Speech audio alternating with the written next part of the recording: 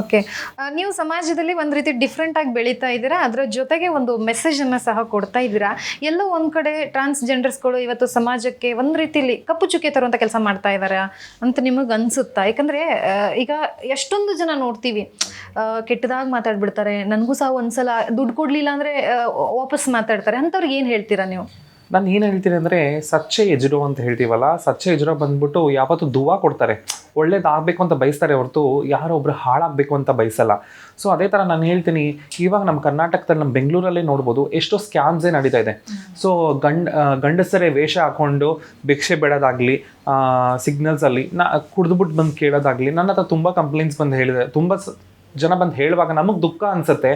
So ನಾವು ಬಂದ್ಬಿಟ್ಟು ಅವಕಾಶ ಇಲ್ಲ ಅಂತ ಭಿಕ್ಷೆ ಬೇಡೋದು ಬೇರೆ ಥರ, ಇಲ್ಲ ಬೇರೆ ವ್ಯಕ್ತಿಯಲ್ಲಿ ತೊಡಗಿಸ್ಕೊಳ್ಳೋದು ಬೇರೆ ಥರ.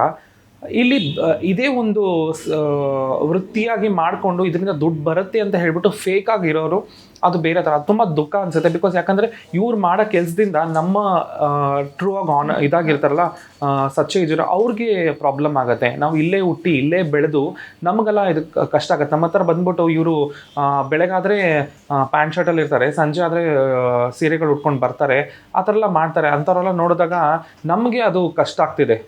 ಸೊ ಈ ಥರ ಸ್ಕ್ಯಾಮ್ಸ್ ಎಲ್ಲ ಸ್ಟಾಪ್ ಮಾಡಿದಾಗ ಅವ್ರಿಗೆ ವಾರ್ನಿಂಗೇ ಕೊಡ್ಬೇಕು ಅನ್ಸುತ್ತೆ. ಸೊ ನಾವು ಸಿಕ್ಕಿದವ್ರು ಆ ಥರ ಏನಾದ್ರು ಸಿಕ್ಕಿದ್ರೆ ಖಂಡಿತ ನಾವು ಹಿಡಿದು ಬೈದು ಎಲ್ಲ ಕಳಿಸ್ತೀವಿ, ಈ ಥರ ರಿಪೀಟ್ ಮಾಡಬೇಡಿ ಅಂತ ಹೇಳ್ಬಿಟ್ಟು. ಏನಕ್ಕೆ ಈ ಥರ ನಮ್ಮ ಹೆಸರು ಹಾಳು ಮಾಡಬೇಕು? ಅಂದರೆ ಈಗ ನಿಮ್ಮ ಕಮ್ಯುನಿಟಿಲಿ ಅವ್ರನ್ನೆಲ್ಲ ಸೇರಿಸ್ಕೊಳ್ಳೋದೇ ಇಲ್ವಾ? ಹೇಗೆ ಅದು ಪ್ರೊಸೀಜರ್ ಎಲ್ಲ ಹೇಗಿರುವಂಥದ್ದು? ನಮ್ಮಲ್ಲಿ ಸೇರಿಸ್ಕೊಳ್ಳೋದ್ರಲ್ಲಿ ಏನಕ್ಕೆ ಸೇರಿಸ್ಕೋತೀವಿ ನಾವು? ಈ ಥರ ಭಾವನೆಗಳ ಬದಲಾಗಿ ನಿಜವಾಗ್ಲೂ ಒಂದು ಮಂಗಳಮುಖಿ ಅಂತ ಹೇಳಿದಾಗ ಅವ್ರ ಫೀಲಿಂಗ್ಸ್ನ ಅರ್ಥ ಮಾಡ್ಕೊಂಡು ಸೇರಿಸ್ಕೊಳ್ಳೋದು ಅದು ಬೇರೆ ಥರ. ಸೊ ಇವಾಗ ನಾವು ವೇಷಭೂಷಣಗಳು ಹಾಕ್ಕೊಂಡು ನಮ್ಮ ಹೆಸರು ಹಾಳು ಮಾಡೋಕ್ಕೆ ಬಂದಿರೋರು ಅದು ಬೇರೆ ಥರ. ಅಂಥವ್ರು ನಾವು ಏನಕ್ಕೆ ಸೇರಿಸ್ಕೋಬೇಕು? ಅವರಿಂದ ನಮಗೆ ಹೆಸರು ಕೆಡುತ್ತೆ. ಎಲ್ಲೋ ಒಂದು ಪ್ರಾಬ್ಲಮಲ್ಲಿ ಒಂದು ಫ್ಯಾಮಿಲಿ ಫೋರ್ಸ್ಫುಲ್ಲಿ ಮ್ಯಾರೇಜ್ ಆಗೋದು ಅದು ಬೇರೆ ಥರ. ಅದೆಲ್ಲ ಅಕ್ಸೆಪ್ಟ್ ಮಾಡ್ಕೋತೀವಿ. ಈ ಥರ ಎಲ್ಲ ಬೇಕು ಅಂತ ಹೇಳ್ಬಿಟ್ಟು ಒಂದು ಹೆಣ್ಣಿನ ಥರ ವೇಷಗಳು ಹಾಕ್ಕೊಂಡು ದುಡ್ಡು ಕೇಳೋದು, ಕಿತ್ಕೊಳ್ಳೋದು, ಏನು ಕಳ್ತನ ಮಾಡೋದು, ಇದೆಲ್ಲ ಮಾಡ್ತಾರಲ್ಲ, ಅಂಥವ್ರನ್ನೆಲ್ಲ ತುಂಬ ತಪ್ಪು ಅಂತ ಅನ್ಕೋತೀನಿ. ಈಗ ನಮ್ಮ ರಾಜ್ಯದಲ್ಲಿ ನೋಡೋದಾದ್ರೆ ಬೇರೆ ಬೇರೆ ಕಡೆಯವರು ಬಂದು ಹೆಚ್ಚಾಗಿ ಕಂಡು ಬರ್ತಾರೆ ಅಂತ ಅನ್ಸುತ್ತಾ ನಿಮಗೆ? ಯಾಕಂದ್ರೆ ನೀವು ನೋಡಿರ್ತೀರಾ, ಸೊ ಎಲ್ಲೋ ಸಿಕ್ಕಿರ್ತಾರೆ.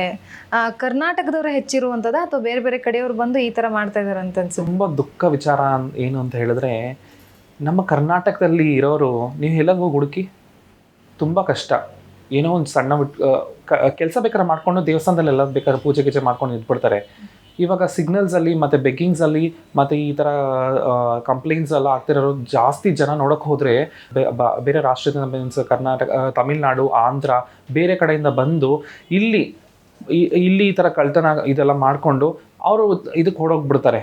ಸೊ ಅಲ್ಲಿ ಕೆಟ್ಟದ ಹೆಸರು ಬರೋದು ನಮ್ಮ ಮಂಗಳಮುಖಿ ಸಮುದಾಯಕ್ಕೇ. ಸೊ ಅದು ನಮಗೇ ಎಫೆಕ್ಟ್ ಅದು. ಸೊ ಈಗ ಮಂಗಳಮುಖಿಯರು ಅಂತಂದರೆ ಅವರು ಪೂಜೆ ಮಾಡುವಂತಹ ದೇವ್ರು ಯಾವುದು? ಅದು ಸಂಸ್ಕೃತಿ ಹೇಗಿರುತ್ತೆ? ಸೊ ನಮ್ಮ ದೇವರು ಬಂದ್ಬಿಟ್ಟು ನಾವು ಒಂದು ಸಂತೋಷಿ ಮಾತಾ ಅಂತ ಹೇಳ್ತೀವಿ, ಬೋತ್ರಾಜ್ ಮಾತಾ ಅಂತ ಹೇಳ್ತೀವಿ. ಸೊ ಆ ತಾಯಿ ಬಂದ್ಬಿಟ್ಟು ಕೋಳಿ ಮೇಲೆ ಕೂತಿರ್ತೀವಿ.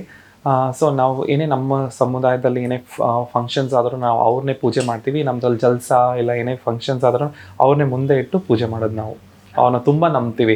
ನಾವು ಏನೇ ಒಂದು ನೋವು ಆದ್ರೂ ಮಾತಾ ಅಂತೀವಿ.